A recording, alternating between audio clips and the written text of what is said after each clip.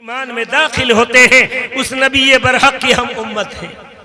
نبی سب سے بڑے، امت بھی بڑی ہوگی نا چھوٹی ہوگی، امت بھی اللہ نے سب سے اعلیٰ، سب سے عرفہ، سب سے افضل، سب سے برتر و بالا تر بنایا ہے۔ اس امت کا مقام اتنا اونچا بنایا ہے کہ اس امت کی گواہی پر انبیاءوں کی بخشش ہوگی اور انبیاء جنت کے اندر جائیں گے، یہ گواہی دیں گے۔ قرآن میں آتا ہے کہ اللہ تعالیٰ کل قیامت کے دن انبیاء و مرسلین سے کہیں گے، اے میرے انبیاء بتاؤ کیا تم نے میرے پیغام کو میرے بندوں تک پہنچایا تھا؟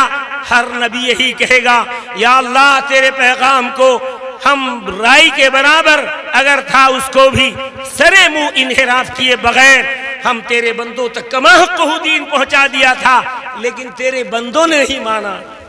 اللہ کہیں گے، اے نبیوں تم اپنی گواہی پیش کرو کہ واقعتاً تم نے دین کو میرے پہنچا دیا تھا۔ وہ امتیں، وہ امم یہ جواب دیں گے، اے اللہ ہماری گواہ تو امت محمدیہ ہے جو گواہی دے گی کہ ہم نے کما حقہ تیرے پیغام کو تیرے بندوں تک پہنچا دیا۔ اب امت محمدیہ حشر کے میدان میں لائی جائے گی، جس کو اللہ قرآن میں ذکر کرتے ہیں، امتا وسطا لتکونوا شہداء علی الناس ویکون الرسول علیکم شہیدا۔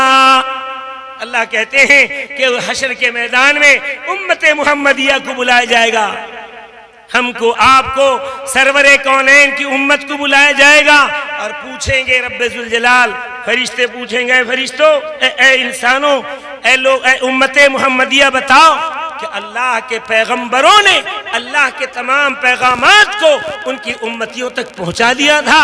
امت محمدیہ گواہی دے گی اور کہے گی، اے رب ذوالجلال تیرے لاڈلے نبی حضرت محمد مصطفیٰ نے ہمیں بتایا کہ مجھ سے پچھلے جتنے انبیاء آئے سبوں نے دین کی باتوں کو، اللہ کی باتوں کو اللہ کے بندوں تک اور بندیوں تک پہنچا دیا۔ ہم گواہی دیتے ہیں۔ اللہ پوچھیں گے، تم تو سب سے اخیر میں آئے، تم تو نہ موسیٰ آدم کے زمانے میں تم تھے، نہ نوح کے زمانے میں تم تھے، نہ شیش کے زمانے میں، نہ ہود کے زمانے میں، نہ لوط کے زمانے میں، نہ ابراہیم و اسماعیل کے زمانے میں، نہ موسیٰ و عیسیٰ کے زمانے میں، کسی نبی کے زمانے میں تم نہ تھے۔ تمہارے نبی آخری، تم امت بھی آخری تھے، تو تم پہلوں کی گواہی کیسے دیتے ہو؟ امت محمدیہ کہے گی، الہ العالمین ہم نے اپنے نبی سے جو باتیں سنی ہیں وہ کما حقہ صحیح ہے، اس میں ذرہ برابر کوئی شک نہیں ہے۔ آپ نے بھی کہا ہے، ذالک الکتاب لا ریب فیہ، یہ قرآن ایسی کتاب ہے جس میں ذرہ برابر شک کیا ہی نہیں جا سکتا۔ آپ نے خود کہا ہے، تو میرے نبی نے، ہمارے نبیوں نے ہمیں بتایا تھا کہ موسیٰ کی قوم نے موسیٰ کو نہیں مانا، چند مانے، کچھ مانے، کچھ فرعون کا ساتھ دیا۔ نوح کی قوم نے کچھ مانا، 900 سال تبلیغ دین کے کرنے کے باوجود کل 40 آدمی ایمان لائے نوح علیہ السلام پر، یا 40 جوڑے یا 40 خاندان۔ اسی طرح سارے انبیاءوں کی امتیں جو ہے ان کی نافرمانی۔ حضرت زکریہ علیہ السلام کو ان کی امت نے آرا چلا کر کے درخت کے اندر گھس گئے تھے، قوم دوڑی قتل کرنے۔ اللہ کے نبی زکریہ نے کہا، اے درخت تو پھٹ جا، میں تیرے اندر سما جاؤں۔ چونکہ نبی کی آواز تھی، اللہ نے ایسے ہی قید کر دیا، درخت پھٹ گئی، زکریہ علیہ السلام اندر داخل ہو گئے، لیکن کرتے کا دامن کا کچھ حصہ نظر آ رہا تھا۔ قوم دوڑے ہوئے آ رہی تھی، نکڑ پہ دیکھا ایک درخت ہے، وہ سمجھے ادھر نکلے ہوں گے، کسی نے دکھایا کہ دیکھو اسی درخت کے اندر گھس گئے۔ ہائے قوم، کاش اس نبی کے برحق ہونے پر کہ اگر نبی نہ ہوتا اس کی آواز درخت کیسے سن لیتی، یہ سوچ کر کے بھی ایمان کے اندر داخل ہو سکتے تھے، لیکن ہوا نہیں۔ بالآخر آرا لا کر کے ہمارے باپ دادا کے دھرم کے خلاف بولے گا، ہم جن معبودوں کی عبادت اور پوجا اور عبادت کرتے ہیں اس سے تو ہمیں ہٹائے گا، لہٰذا آرا لایا اور 2 ٹکڑے کر ڈالے، 2 ٹکڑے آرے سے چیر دیا۔ اللہ کی طرف سے بھی ڈانٹ آ گئی، زکریا زبان مت کھولنا، آہ بھی مت کرنا۔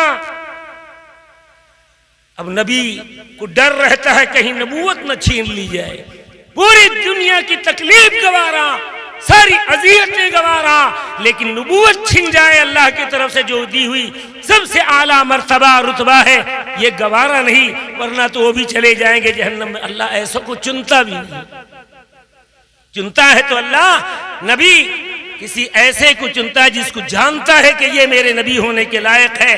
لہٰذا آرا چلایا گیا زکریا علیہ السلام پر، اب سر پہ آ گیا آرا۔ اللہ کہہ رہے ہیں زکریا اگر آہ تک بھی تم نے نکالی تو تمہاری نبوت کو چھین لی جائے۔ خاموش رہے، 2 ٹکڑے ہو گئے زکریا علیہ السلام، اف تک نہ کیا۔ مالک کا جو فیصلہ ہے اس پہ راضی رہنا ہے، اور وہی نوکر کامیاب ہے، وہی بندہ کامیاب ہے، وہی غلام آقا کا محبوب ہے جو اپنے آقا کے بات پر چلنے والا ہے۔ لہذا زکریا علیہ السلام کو اس طرح ستایا گیا۔ اور بھی بے شمار واقعات ہیں، ان کے طرف جاؤں تو وقت بہت چاہیے، میرے آقا کے زبان سے جو نکلے ہوئے الفاظ ہیں اس کو سنو۔ آپ نے فرمایا جتنا بھی نبیوں کو ستایا گیا، جتنے بھی نبیوں کو تکلیف دی گئی، مجھ سے زیادہ کسی کو تکلیف نہیں دی گئی، مجھ سے زیادہ کسی کو تکلیف نہیں دی گئی۔ آپ نے فرمایا اوذیت فی اللہ، میں اللہ کے راستے میں اتنا ستایا گیا، اذیت دیے گیا۔ ما اوازی احد من قبلی، کسی کو اتنا نہیں ستایا گیا مجھ سے پہلے۔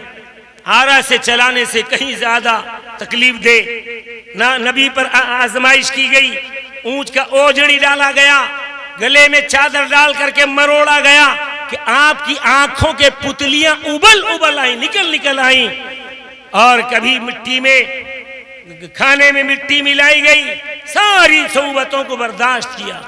ابو جہل جیسے ڈھیٹ کا واقعہ آپ نے 12,000 بار سن رکھا ہوگا۔ آپ کا خاندان کا چچا ابو جہل اتنا بڑا ڈھیٹ کہ آپ کے تمام معجزات کو دیکھنے کے باوجود بھی آپ پر ایمان لانا نہیں چاہا، ستایا، ایسی تکلیفیں دی کہ اس کا کوئی حد و انتہا نہ رہا۔ آپ کو کہنا پڑا کہ وہ فرعون تو موسیٰ وہ نمرود کے ہوا کرتے تھے، ان سب فرعونوں میں سے بڑا فرعون ابو جہل نکلا۔ ایک مرتبہ اپنے ساتھیوں کے پاس بیٹھا ہے، ساتھ میں مکہ کعبے کے صحن سے تھوڑے دور میں بیٹھا ہوا ہے، کھیلیاں کھیل رہا، مذاق اڑا رہا ہے۔ چودھری تھا اپنے اس مقام میں اس وقت۔ اب دیکھا کہ حضور تنہا آ کر کعبے کے صحن میں اللہ کے سامنے اللہ کے کعبے پہ کھڑے ہو کر دوگانا نفل ادا کر رہے ہیں۔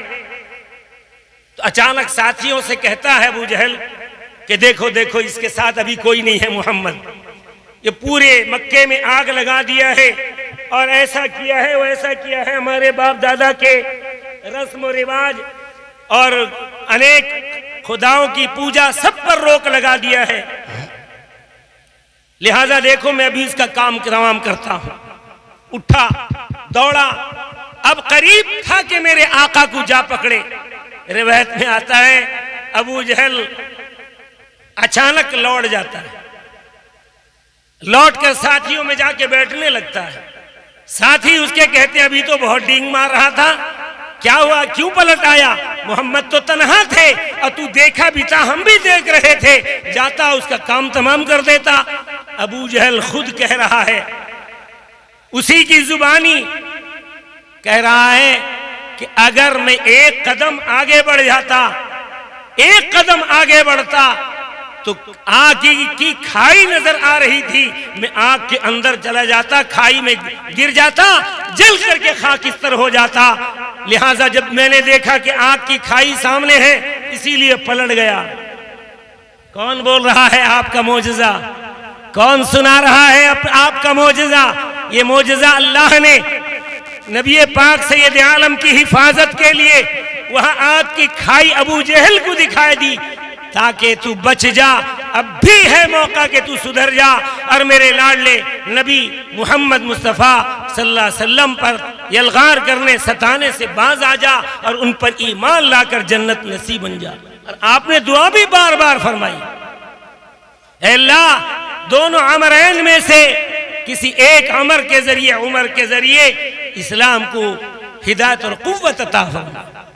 ایک حضرت عمر ابن خطاب اور دوسرے حضرت ابو جہل عمرو ابن ہشام کے لیے، لیکن ڈھیٹ ہونے کی وجہ سے، قلب کے اندر ذرہ برابر لینت اور نرمی نہ ہونے کی وجہ سے، ہدایت کی طلب اور تڑپ نہ ہونے کی وجہ سے اللہ تعالیٰ اس کو کیفر کردار تک پہنچایا۔ ابو جہل جہنم رسید گیا کہ دو ننھے معصوم، ایک کا نام معاذ اور دوسرے کا نام تھا معوذ، ننھے ننھے، انہوں نے مارا، اسے قتل کیا۔ ننھے ننھوں نے، کسی بڑے پہلوان کے ذریعے اللہ نہیں قتل کروایا، اللہ نے ننھے سے کروایا تاکہ ذلت، انتہائی درجے کی ذلت کی موت مرا بھی۔ یہ معجزہ رسول خدا نے دکھا دیا،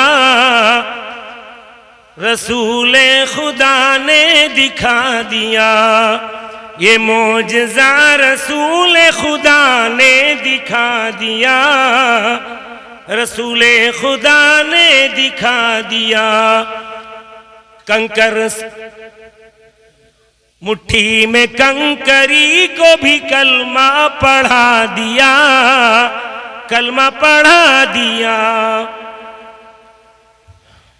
یہ معجزہ رسول خدا نے دکھا دیا، رسول خدا نے دکھا دیا۔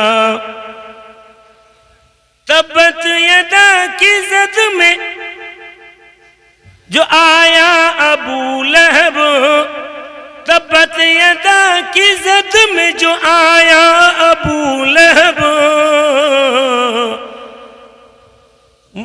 آقا نے اس کو اس کے ہاتھ کو لولہا بنا دیا، لولہا بنا دیا۔ یہ معجزہ رسول خدا نے دکھا دیا، رسول خدا نے دکھا دیا۔ مٹھی میں کنکری کو بھی کلمہ، ابو جہل مٹھی میں کنکری لے کے گھوم رہا، اچانک کہتا ہے اے محمد بتا تو، صرف سے ذلیل کرنا، شرمندہ کرنا رسول اللہ کو اس کا مقصد تھا۔ کہا کہ بتا گا کیا ہے میری مٹھی میں؟ آقا علم غیب نہیں رکھتے تھے، وہ اللہ جس نے آپ کو نبی بنا کر کے بھیجا، آخری نبی بنا کر بھیجا، خاتم النبیین بنا کر کے بھیجا، ہر موقع پر اس رب نے آپ کی رہنمائی فرمائی۔ جبریل امین آیا اور کہا کہ اے رسول اللہ، یا حبیب اللہ کہہ دیجئے اس کو کہ تیرے مٹھی میں 5 نہیں 7 نہیں 6 کنکریاں ہیں، اگر تو کہے کہ میں اسے کلمہ پڑھا دوں یا وہ گواہی دے کہ میں کون ہوں۔ ابو جہل کہتا ہے دونوں کر دو۔ روایت میں آتا ہے میرے آقا نے صرف اشارہ کیا انگلی کا، تو اٹھ کے مٹھی کے اندر کی کنکریاں کلمہ پڑھنا شروع کر دیں، اشہد ان لا الہ الا اللہ و اشہد ان محمدن عبدہ و رسولہ۔ اب تو اس کو کلمہ پڑھ لینا چاہیے تھا کہ نہیں، کہ قبضے میں کنکریاں تیری مٹھی میں ہے اور وہ محمد کا کلمہ پڑھ رہی ہیں، تو تجھے یقین کر لینا چاہیے کہ نہیں نبی برحق ہے۔ آپ نے انگلی کے اشارہ بھی کیا اور فرمایا تیری مٹھی میں 6 کنکریاں ہیں۔ ادھر انہوں نے گواہی دی یہ آخری نبی محمد الرسول اللہ صلی اللہ علیہ وسلم ہے۔ مردود و ملعون ماننے کے بجائے ڈھیٹ کتنا تھا، اٹھایا اور پھینک دیا زمین پہ کہ تیرا جادو محمد کنکریوں پہ بھی چلتا ہے۔ لا حول ولا قوت الا باللہ۔ اللہ نے اس کے ڈھیٹ پنے کی وجہ سے جہنم رسید کروایا، لیکن باپ تو جہنم میں گیا، بیٹے حضرت اکرمہ بن کر کے جنت کے نصیب بن گئے۔ وہی ابو جہل کے بیٹے ہیں حضرت اکرمہ رضی اللہ تعالی عنہ. آج اپنے بیٹے کا نام دنیا میں ایمان والا اکرمہ رکھتا ہے، اس لیے کہ حضرت اکرمہ ابو جہل کے لڑکے گرچہ تھے لیکن طلب اور تڑپ اس قدر ہوئی کہ آخری نبی کا دیوانہ بغیر بنے کوئی چارے کار دنیا میں نہیں ہے. وہی بچے گا جو محمد کا بنے گا اور وہ نہ بچے گا جو محمد کا نہ بنے گا. یہ ہر طرف جو اجالا دکھائی دیتا ہے انہی کے نور کا جلوہ دکھائی دیتا ہے قرب حق کے کئی راستے مگر والی نبی کا راستہ سیدھا دکھائی دیتا ہے. نبی کا راستہ سیدھا دکھائی دیتا ہے. آقا کا راستہ ہی پہ چلنا پڑے گا. اب نہ آدم علیہ السلام کا راستہ اللہ کو محبوب ہے، نہ اللہ نے اسے اب کھول رکھا ہے، اس کے بھی بند کر دیا اللہ نے. شیش علیہ السلام، ہود علیہ السلام، لوط علیہ السلام، الغرض 1,00,000 تقریباً 1,24,000 پیغمبروں کے راستے کو اللہ نے قرآن اتار کر اور نبی آخر الزمان حضرت محمد مصطفیٰ صلی اللہ علیہ وسلم کو مبعوث فرما کر کے تمام ادیان کو بند کر دیا. ایک دین جاری رکھا قیامت تک کے لیے، وہ ہے دین اسلام، جس پر آج پورا عرب، پورا عجم، تقریباً علاقہ دین اسلام کی طرف آتا جا رہا ہے. بڑے بڑے شعور عقل مند وہ لوگ اب سمجھنے لگے ہیں کہ دین اسلام ہی حق ہے، اس پر چلے گا تو تراہی ملے گی، اس سے ہٹے گا تو کٹے گا اور جہنم کے اندر گرنے کا خطرہ ہے. بھائیو، بزرگ اور دوستو، جس اسلام پہ اللہ نے ہمیں قائم رکھا ہے ہم عہد کریں کہ اس پر مضبوطی سے جمیں گے. علماء کے بیانات کو سنتے ضرور ہیں، ادھر سے سن کے ادھر اڑاتے ہیں. طے کریں کہ اب اڑائیں گے نہیں. اپنی آخرت کی فکر ہر آدمی کو اپنے کو کرنا ہے کہ مجھے آقا کے سامنے جواب دہ ہونا ہوگا، اپنے رب کے سامنے جواب دہ ہونا ہوگا. اس رب کو کیا منہ دکھائیں گے جس کے حکم کو آج ہم دنیا میں توڑ رہے ہیں، نماز سے منہ موڑ رہے ہیں، سنت سے تعلق توڑ رہے ہیں، قرآن سے رشتہ اپنا انقطاع کر رہے ہیں. دوست بزرگوں، یہ راستے ہمیں جنت میں لے جانے والے راستے ہیں. صحابہ کرام اس پر جمے، اس کے بعد والے جمے. آج تک جو اللہ کا خوف دل میں لے لیتے ہیں، وہ مرد ہو یا عورت، اللہ تعالیٰ ان کے مقام و مرتبے کو بڑھا دیتے ہیں. دنیا میں بھی عزت والا بنا کر لے کے جاتے ہیں، آخرت میں بہت اونچا مقام ہے. بہرحال ایک ایک سنت کو زندہ کریں گے انشاءاللہ. ہاتھ اٹھاؤ. بے داڑھی والے داڑھی رکھیں گے انشاءاللہ. جی بیچارہ پرائم منسٹر وہ شرماتا نہیں، شرماتا بولو، لیکن مسلمان نوجوان شرماتا ہے. بولو ایمانداری سے، غلط بول رہا ہوں تو میرے منہ میں بولو. مسلمان نوجوان شرماتا ہے، ایک غیر نہیں شرماتا. مسلمان کہتے ہیں داڑھی کیسا کر رکھ لوں. پھر مائیں بہنیں بھی میری ایسی ہیں بعض جگہوں میں، میرا بچہ بھی دنیا دیکھی سے جو داڑھی رکھے گا. بھئی داڑھی کتنے سال میں نکلتی ہے؟ بولو ایمانداری سے. بھئی 15-16 کے بعد نکلتی ہے کہ نہیں نکلتی؟ نہ اسے پہلے نکل جاتی ہے. 15-16 برس تک بھی دنیا دیکھی سے نہیں. بولو آپ لوگ ذرا غور کرو. میری ماں، اللہ کے لیے یہ اللہ کی طرف سے پیدائشی ہے. اس کو چھنڈا دینے سے، کاٹ دینے سے یہ کٹ کے ختم ہو جانے والا نہیں. اللہ پھر نکالیں گے، پھر نکلتا ہے، پھر نکلتا ہے. اب جتنا ہم نافرمانی کے کام کریں گے اور اس نور کو جس قدر چھیل کر گندگی میں ڈالیں گے، جواب دہ ہونا ہوگا. دیں گے کہ نہیں؟ انسان محترم، اس کا ایک ہر عضو محترم ہے. یہاں تک کبھی قربانی کا جانور ذبح کیے، اللہ کے راستے میں وہ قربان ہوا ہے. باقی دنوں میں تو گوشت کے لیے ہم ذبح کرتے ہیں. ان دنوں میں قربت اور تقرب کے لیے کیا گیا ہے. کیا یہ کہ نہیں؟ شریعت کا حکم کیا ہے؟ اتنا مقبول ہوا ہے وہ جانور کہ اتنا محترم ہو گیا ہے کہ اس کو خون کو بھی دفن کرو، اس کے کھر کو بھی دفن کرو، اس کے کان کے، اس کے چمڑے کو، جہاں تک ممکن ہو سکتا ہے اس کا عضو محترم ہے اس کو دفن کرو۔ آدمی محترم ہے دفن ہوتا ہے جلایا جاتا ہے؟ بھئی اللہ کا قانون کیا ہے؟ دفن ہوگا جلایا جائے گا؟ دفن ہوگا۔ سن لو، جو داڑھی چھیل کے پھینکتے ہو کل جواب دینا پڑے گا۔ اللہ کہیں گے کہ میں نے تو تجھے محترم بنایا تھا، تیرے طرف اگر کوئی یوں ٹیپ مار دے پورا چراغ پا ہو جاتا تھا، مجھے ذلیل کر دیا، ٹیپ مار دیا۔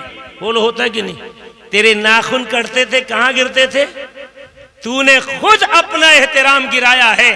تیرے نبی نے بتایا ناخن کرو، کاٹو، جمع کرو، بال کاٹو، جمع کرو۔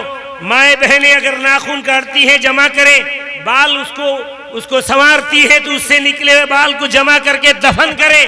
اس لیے کہ انسان محترم، اس کا ایک ایک عضو محترم ہے، وہ بھی دفن ہونا چاہیے پاک جگہ میں۔ میری مائیں بہنیں کیا کرتے ہیں؟ شریعت سیکھتی نہیں، اپنی بچیوں کو سکھاتی نہیں۔ اب وہ محترم چیز کو ایسا بے احترام میں ڈالتی ہے کہ اس پر فریفتہ جنات ہو جاتے ہیں، اور وہ تمہارے لیے نقصان دہ بنتے ہیں۔ دفن اگر کر دو گے اللہ کی حفاظت میں وہ چلا جائے گا۔